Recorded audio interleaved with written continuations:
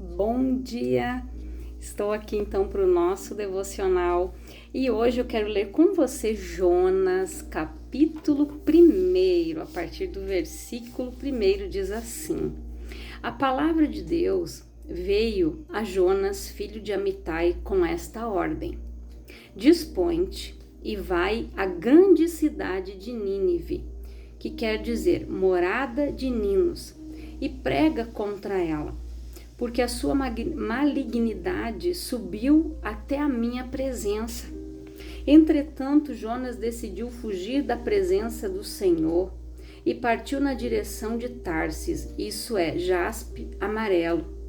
Descendo para a cidade de Ijope, ou seja, Formosa, encontrou um navio pronto a zarpar para Tarsis, pagou a passagem, embarcou nele, a fim de ir para a cidade de Tarsis, tentando escapar da presença de Deus. Contudo, Deus fez soprar um forte vento sobre o mar e caiu uma tempestade tão devastadora que o barco ameaçava arrebentar-se. Todos os marinheiros foram tomados de grande pânico e cada um daqueles homens passou a clamar ao seu próprio Deus. Em seguida, lançaram ao mar a carga do navio com o propósito de deixar a embarcação mais leve. Jonas, no entanto, havia se refugiado no porão do navio e, tendo se deitado, dormia profundamente. O capitão dirigiu-se a ele e indagou: Como consegues ficar dormindo numa hora dessas?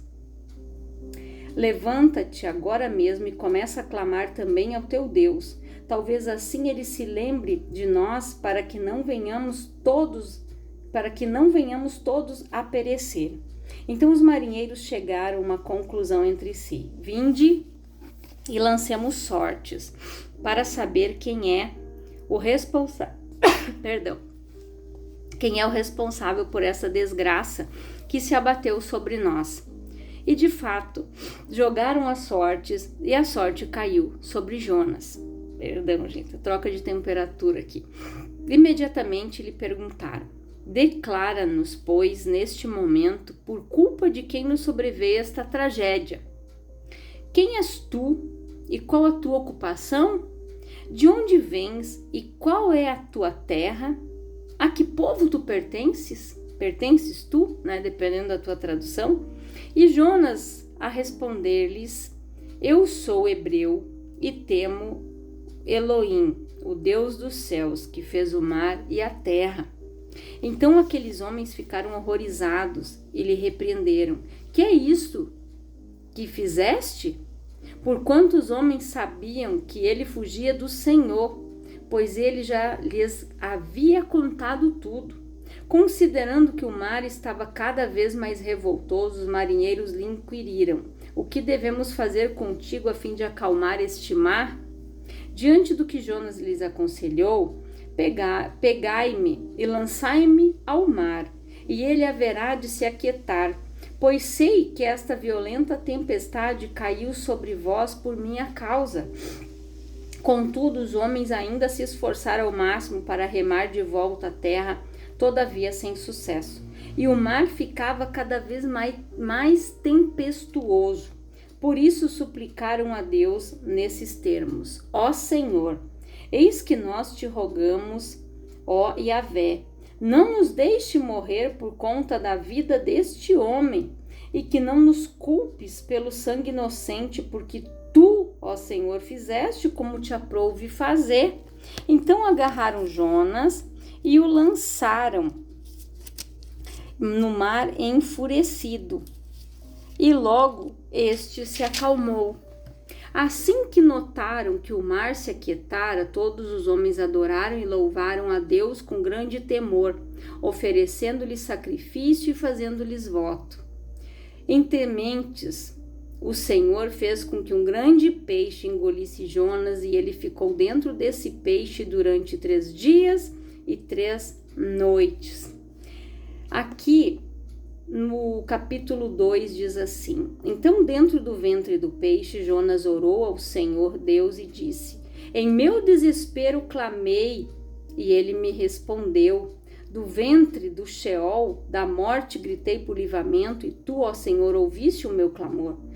Pois me lançaste nas profundezas do coração dos mares, e as correntezas formaram um turbilhão ao meu redor. Todas as grandes ondas e vagas passaram sobre mim. Então pensei, fui expulso da tua presença, poderei contemplar o teu santo templo uma vez mais? Eis que as águas todas me cercaram até as profundezas da alma, o abismo me cercou, as algas marinhas se enrolaram em minha cabeça. Afundei-me até chegar aos fundamentos dos montes, a terra embaixo, cujas trancas me aprisionaram para sempre. No entanto, tu fizeste subir a minha vida de volta do Sheol, da sepultura, ó meu Senhor. Então, o que aconteceu aqui?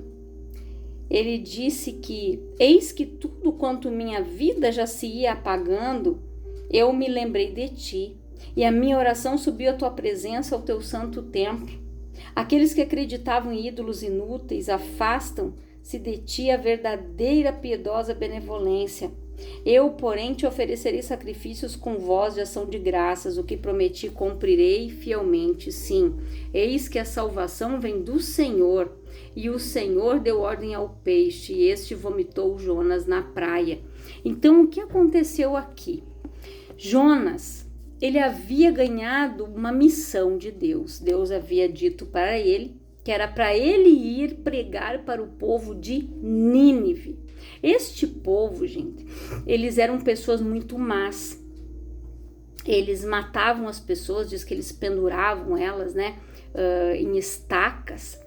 E ali Deus havia dado essa ordem. E Jonas não quis ir, porque ele achava que aquele povo não necessitava ser salvo, que eles deveriam pagar pelos seus erros. Mas Deus, na sua infinita misericórdia e compaixão, Deus queria que a sua graça alcançasse aquele povo também. Quando Jonas fugiu, ele entrou para dentro de um navio e ele foi descendo até o porão. Quando nós fugimos de Deus, gente, nós vamos descendo. Nós vamos descendo, descendo. Jonas se encontrava no porão de um navio. Aí veio aquela forte tempestade e ele estava dormindo. Quando os marinheiros chegaram e disseram, mas o que é isso? Né? Você não se importa numa hora dessas? Você está dormindo? Quando as pessoas estão longe do Senhor, elas estão na situação de Jonas. O mundo pode estar desabando ao seu redor, mas elas não conseguem ver. Elas não conseguem identificar aquilo que está ao seu redor, porque os seus olhos estão fechados. Aqueles homens, eles estavam num desespero tão grande, só que o Jonas sabia o que estava acontecendo. E ele sabia que a culpa era da sua desobediência. E Deus foi tão misericordioso que quando aqueles homens jogaram ele no mar, Deus fez com que um grande peixe o engolisse. Alguns dizem que é uma baleia, mas vamos raciocinar aqui. Já teve relatos, gente, de pessoas, isso cientificamente falando, que ficaram dentro de um estômago, né, de uma baleia por algum tempo. E quando essa pessoa conseguiu sair de lá, ela teve problemas muito sérios. Por quê? Dentro do estômago de uma baleia, assim como o nosso, tem muitos ácidos. E aqueles ácidos queimavam a pele daquelas pessoas, eles causaram lesões até mesmo irreversíveis. Isso cientificamente, se você for procurar no Google, você vai ver fatos verídicos de pessoas que foram engolidas por baleias, né? E como elas ficaram. Ou seja, aquele ácido, gente, ele poderia ter destruído Jonas, mas não foi isso que aconteceu. Se uma pessoa, humanamente falando aqui, acontecesse o que tivesse acontecido com Jonas, ela teria morrido. Ela não iria suportar 3 dias e 3 noites no interior, no estômago de uma baleia, de um grande peixe. Ela seria o seu corpo seria destruído pelos ácidos. Para que servem os ácidos estomacais? Para ajudar na digestão, né, na decomposição dos alimentos que nós ingerimos. Assim como nós, os peixes, as baleias também se alimentam, né? Então ali para você ver, olha o milagre, ele ficou 3 dias e 3 noites ali, ele orou, ele clamou a Deus, ele se arrependeu e o peixe vomitou ele justamente na praia de Nínive, onde era para ele ir. Eu vou resumir aqui, eu não vou ler o restante, mas você pode ler todo o capítulo de Jonas na sua casa. Quando Jonas começou a pregar, gente, o arrependimento foi tão grande naquele lugar, foi tão lindo o que Deus fez, que o rei mandou que até os animais fossem consagrados. Ninguém comeu, ele colocou todos em consagração, em jejum, inclusive os animais. Quando eles entenderam a palavra, o recado de Deus para suas vidas, aquelas pessoas se arrependeram. Então, para você ver que Deus, ele não tem prazer na morte do ímpio, na morte daquela pessoa que pratica maldade, que pratica iniquidade. Deus, ele formou a todos nós, ele criou todos nós e a sua intenção é que todos se salvem. Mas nós sabemos que isso não vai acontecer. Nós sabemos que a salvação é individual, que a árvore ela é vista pelos seus frutos, mas Deus, ele faz com que essas pessoas se arrependam, abandonem o seu pecado para que possam ser salvas. Quantas pessoas aceitaram Jesus dentro de uma cadeia? Quantas pessoas saíram de dentro de uma cadeia, pastores ganhando vidas? Por quê? Porque eram pessoas que traficavam, que foram assassinos, que foram abusadores. Mas tudo isso, gente, aconteceu porque tudo isso foi gerado na vida dessas pessoas desde a sua infância. Uma criança que cresceu aprendendo a roubar, vendo o pai fazer coisas ilícitas. O que ela seria quando ela crescesse? Porque os nossos filhos, as crianças que estão ao nosso redor, elas seguem os nossos exemplos. Nós somos os exemplos dos nossos filhos. Se nós negligenciarmos na sua educação, em dizer um não, em ensinar e instruir, nós vamos dar conta diante do Senhor no dia do juízo, a nossa omissão, de não cumprir a nossa obrigação, de não cumprir o nosso papel de pai e de mãe. Alguns querem que os filhos os honrem, mas eles não educam, não dão limites, não dizem não.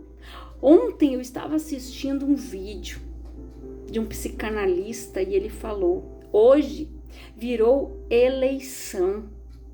Os pais prometem para os filhos algo, se eles fizerem, eles dão. É igual uma eleição. Ah, eu vou fazer tal coisa se vocês votarem em mim. Eles estão assim hoje. Está vivendo uma campanha política dentro de casa incessantemente. Os pais não exercem mais o seu papel de autoridade. Você sabe o que é isso? Autoridade. Você tem autoridade sobre a vida dos teus filhos para abençoar eles ou para amaldiçoar eles, para lançar eles como flechas que vão ir longe, mas para você lançar uma flecha longe, você tem que puxar o arco bem perto de você para que ela vá bem longe. Então, gente, nós precisamos obedecer, fazer a vontade de Deus. A gente não pode ser negligente como Jonas, sentar na cadeirinha, julgar e condenar. Não. Deus, ele quer dar oportunidade para todos, para que todos se arrependam. Um dia eu assisti um testemunho que isso foi verídico, gente. Aquele homem, ele era um professor. O pai vendia drogas e ele estava retornando da escola. Ele era professor, ele estava dando aula, ele fazia as coisas corretas. Mas a polícia bateu na sua casa e a polícia, gente, para eles todos traficavam. Eles levaram todos os homens presos, o pai, ele e os irmãos. Ele passou uma vergonha tão grande, porque ele foi preso até mesmo na frente de alguns alunos que eram ali da sua comunidade. Mas aquele homem, lá na cadeia, eles foram evangelizados, toda a família. Eles conheceram Jesus dentro de uma prisão e o pai, lá na cadeia, o pai, por um determinado tempo, o pai descobriu que estava com câncer. E lá o pai também conheceu Jesus, aceitou Jesus, partiu salvo. Depois da morte do pai, os filhos conseguiram sair da prisão, retomar as suas vidas. E aquele homem, quando ele saiu da cadeia, ele procurou fazer as coisas certas. Ele disse para a esposa, eles não eram casados no papel, nós vamos nos casar. Porque diante de Deus nós estamos vivendo errado, nós estamos na fornicação. E ele disse para ela, se você quiser continuar comigo, vai ser assim. E eles se casaram. E eles passaram por grande processo de libertação, de transformação, de cura.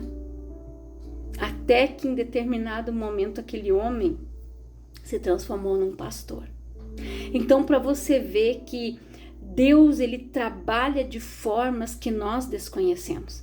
Se aqueles homens não tivessem caído na prisão, quando eles iriam aceitar Jesus? Nunca, de repente.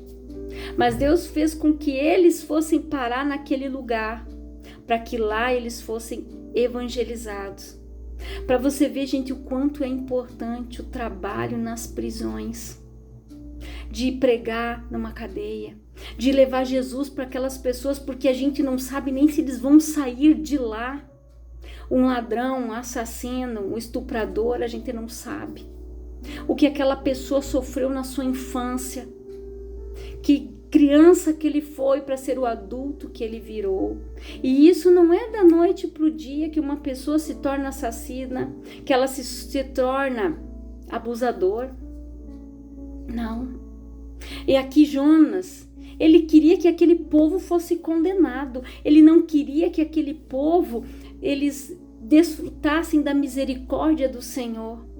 Mas olha como aquele homem, gente, ele entendeu aquilo que foi pregado para ele. Olha só, vou ler aqui para você, Jonas capítulo 3, no versículo 7. No 6. Quando o rei de Nínive tomou conhecimento da pregação e de tudo que ocorria na cidade, ele se levantou do trono, tirou o manto real, vestiu-se também de pano de saco e sentou-se sobre as cinzas. Então proclamou em Nínive: eis que por decreto do rei e dos seus nobres fica proibido todo homem ou animal, bois ou ovelhas, provar de qualquer alimento. Portanto, não havereis de comer nem beber nada. Cobri-vos de vestes de arrependimento e lamento, tanto as pessoas como os animais, e todos os cidadãos orem a Deus com todas as suas forças. Cada pessoa abandone o seu mau caminho e eschue toda atitude violenta. Talvez Deus volte a sua face para nós, se arrependa e acalme o furor da sua ira, do modo que não sejamos destruídos. Deus observou tudo quanto fizeram, como se converteram do seu mau caminho e abandonaram a violência, e atendeu às orações do povo, voltou atrás e não destruiu a cidade como havia ameaçado. Entretanto, Jonas ficou extremamente decepcionado com tudo isso e irou-se de sobremaneira. O Jonas, ele não queria que acontecesse isso. Aí imagina aquele rei, quando ele ouviu o testemunho de Jonas, que foi lançado ali daquela forma para que eles fossem salvos.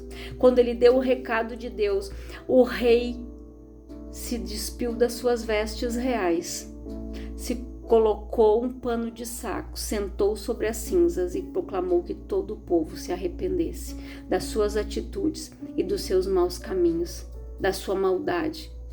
E foi isso que Deus fez, porque ele viu o arrependimento deste povo. Então, quando a pessoa se arrepende, quando ela confessa, ela arrepende e ela abandona, ela se arrepende e abandona, Deus, ele transforma a vida dela, a situação em que ela se encontra.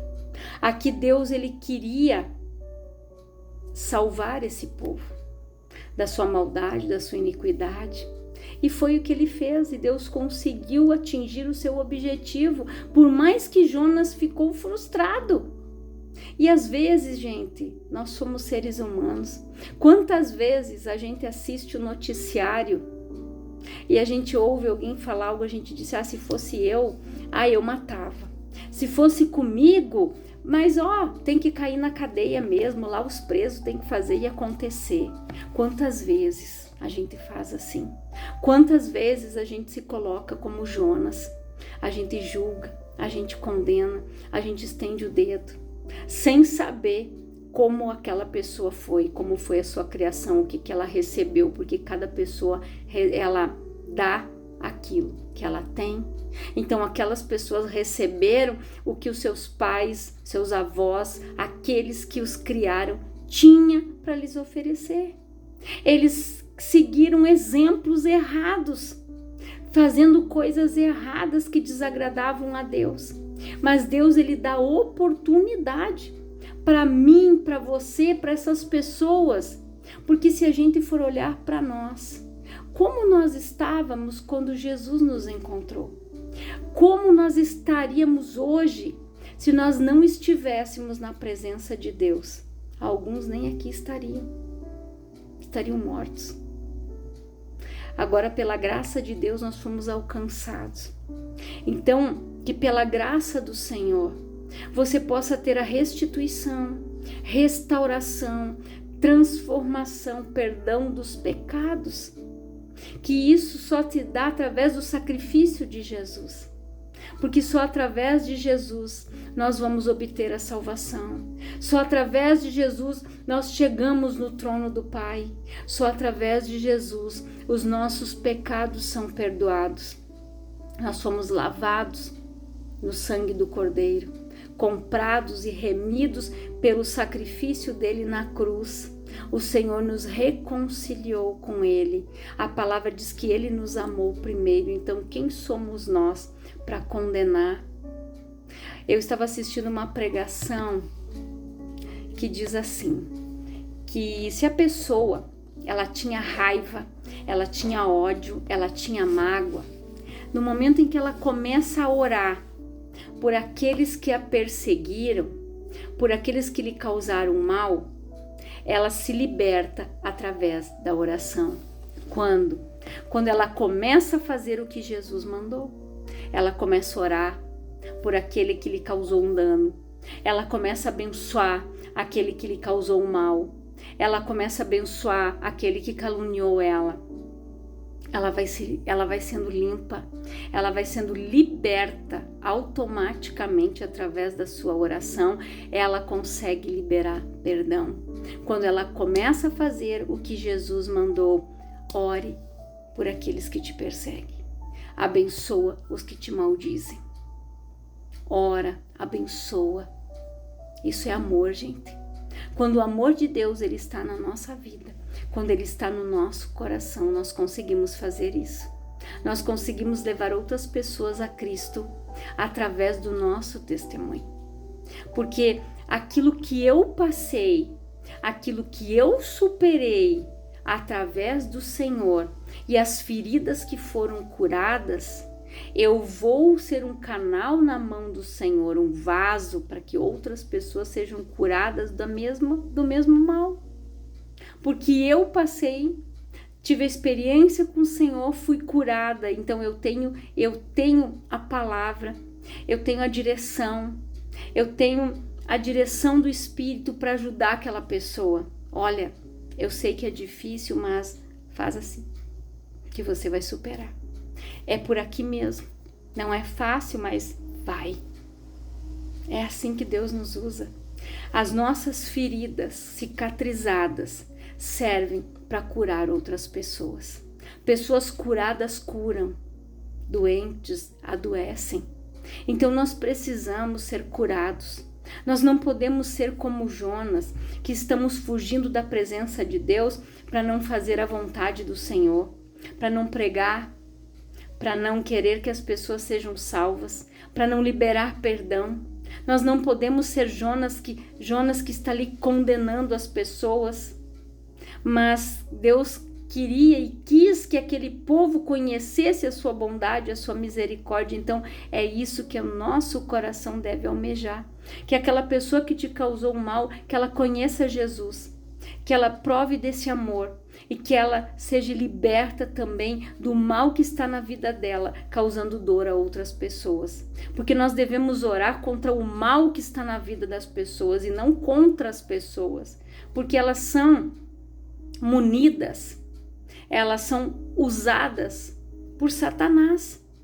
A nossa luta não é contra a carne e o sangue, gente, a nossa luta ela é espiritual. Então não é contra o vizinho, não é contra o colega, não é contra o teu cônjuge que você está lutando contra principados, contra potestades, contra demônios que usam a vida dessas pessoas que não têm conhecimento da palavra para te afrontar, para te roubar a paz, para tirar tua esperança, para fazer você esmorecer na sua fé, para fazer com que você perca a sua perseverança, para que você pare de crer, para que você retroceda e para que você perca a tua bênção. É essa a intenção do diabo, matar, roubar e destruir. Então, fica com esta palavra, leia todo o capítulo de Jonas e você vai ver o que Deus fez aqui. Leia todo esse capítulo, medite nesta palavra. E se você está fugindo do Senhor, se você não quer ser servo, se você não quer servir, se você não quer viver o propósito do Senhor, e se você não está vivendo o melhor de Deus, porque você está fugindo da presença do Senhor, está na hora de você voltar, está na hora de você se reconciliar. Tem um louvor que diz assim: quem mandou largar a rede? Quem mandou você parar? Volte para o mar alto. Isso aí. No lugar da tua vergonha, eu vou te honrar. É isso que Deus faz. Então, volte para a presença do Senhor. Volte a pescar, volte a sonhar, volte a viver, volte a desfrutar da vida e da vida em abundância.